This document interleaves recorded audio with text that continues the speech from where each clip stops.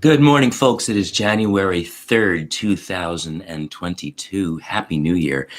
And I wanted to come on and just give you a couple of practice thoughts. Obviously, people are making resolutions. People are thinking about making changes and what they can do better, even if they're not actually making formal resolutions. I'm not. I'm always trying to be better than I was. Some days I fail. Some days I succeed. Hopefully, it's an ongoing thing.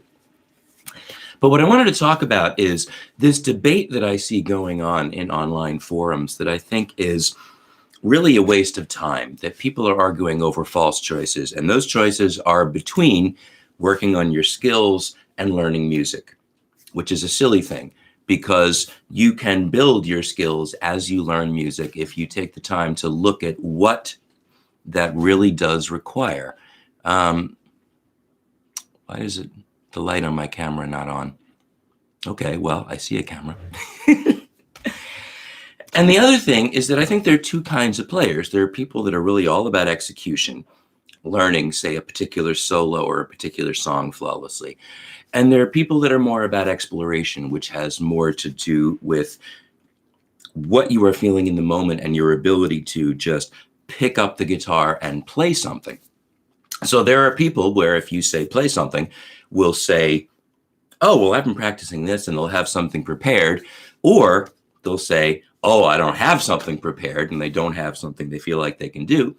Whereas other kinds of people will just pick up the guitar and play something. I'm of the belief that you should always have something you can play, and that you should also always be stretching your abilities. So this idea that you have to choose between building your skills and learning songs is kind of silly. And take something like playing scales, figuring into that people will say, well, what's the value? What's the point? And playing scales is one way to develop finer coordination and get to know the fingerboard better. And both of those are really important goals. But then people say, oh, I've learned all my scales, all the formations up and down the fingerboard, and I can't play a solo. Well, then those people have learned one piece of the puzzle, but now need to move to the skills part, which is how to use it.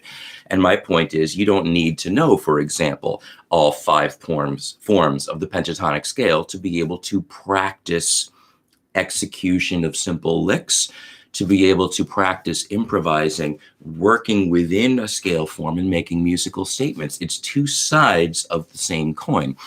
And then moving on to the next thing, which would be to learn a song or a solo that involves, say, that pentatonic position you were just learning. Everything ties together.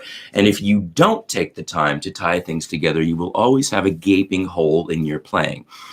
So to kind of sum this up, I've preached for a long time that I think practicing has 2 parts. I think there is pure technique, there is learning new material, and there is better executing material you already know. And you should be doing all of those things. And you can pull technical exercises from songs that you want to learn. If there's a lick, slow it down. If there's a particular chord, that you find challenging to play, isolate it and put it in other contexts. Know what chords you're playing. Be aware of the musical context. All of these things, there is so much to think about.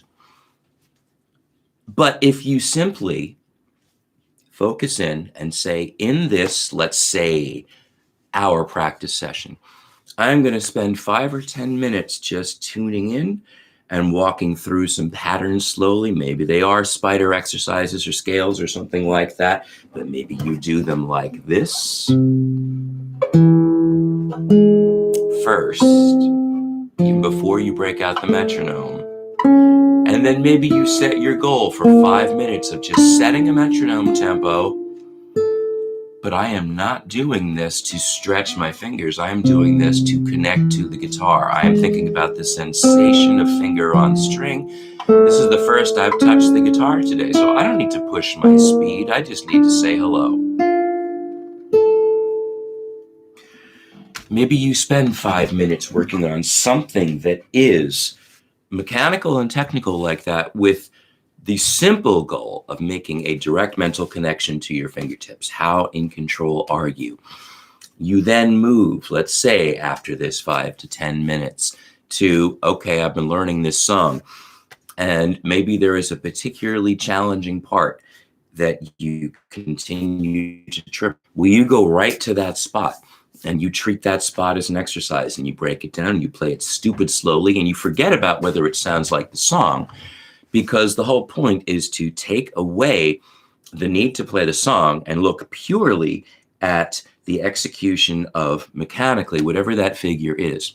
That takes some real zooming in mentally, but then you zoom back out and you integrate that into the whole. Or you then move to another song that's not technically as challenging to play, but that you know better, that's further along your learning process. And then you should end with something that just feels good to play. And in doing that, you have touched on both the purely mechanical, the musical problem solving, and the flow and execution part of practicing. And all of those things are crucial. If you're not moving around like that, you are missing the opportunity to reset your brain to its optimal learning state, because I really do think that after you've been doing something for 5 minutes, no matter how focused you aren't as sharp as you were when you started. And so you take the moment to refocus. I also recommend that you take breaks, a lot of them. So after those first 10 or 15 minutes or half hour, whatever, put it down, come back to it. If that means you spread out your practicing over the course of the day, there's nothing wrong with that. That's frequently how I do it. Rather than putting in an hour, 2 hours at a time, I'm putting in 20 minutes here, 20 minutes there, and over the course of the day, working on different things.